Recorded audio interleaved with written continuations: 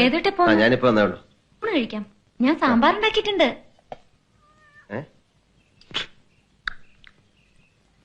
അയ്യേ, ഇതാണ് സാമ്പാർ. നന്നായിട്ടുണ്ടല്ലോ. ചേട്ടത്തെ എങ്ങനല്ലേ പറയൂ. പ്രധാനമായി ഇതില് പരിപ്പ് വന്നിട്ടില്ല. നോക്ക് സുലു, സാമ്പാർ ഉണ്ടാക്കുമ്പോ കുറച്ച് ഉലുവ അല്ലേ, കുറച്ച് ജീരകം, രണ്ടും ഒരു പ്രത്യേക പരുവത്തിൽ എണ്ണയും മൂപ്പിച്ച് ഇതിൽ പൊടിച്ച് ചേർക്കണം. എന്റെ പൊന്നിയിടത്തി, ഇവളെ കൊണ്ട് ഇതൊന്നും ഉണ്ടാക്കിക്കല്ലേ, നമ്മൾ ജീവിതം മറുത്തു. ഞാൻ കൈ കഴുകിയിട്ട് വരാം. ഊണ് കഴിക്കാൻ സാമ്പാറില്ലാതെ. സേതുട്ടാ, എല്ലാവരുടെയും മുമ്പിൽ വെച്ച് എന്നെ അങ്ങനെ കൊച്ചാക്കണ്ടായിരുന്നു. എന്തു പറ്റി?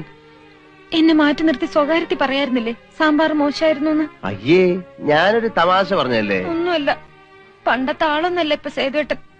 പണ്ടൊരു വിഷു ദിവസം സേതുവേട്ടൻ വീട്ടിൽ ഊണ് കഴിക്കാൻ വന്നപ്പോ ഞാനുണ്ടാക്കിയ സാമ്പാറിനെ എന്തുമാത്രം പുകഴ്ത്തിയിരുന്നു. ഓർമ്മയുണ്ടാവില്ല, ഞാനൊന്നും മറക്കാൻ ശീലിച്ചിട്ടില്ല.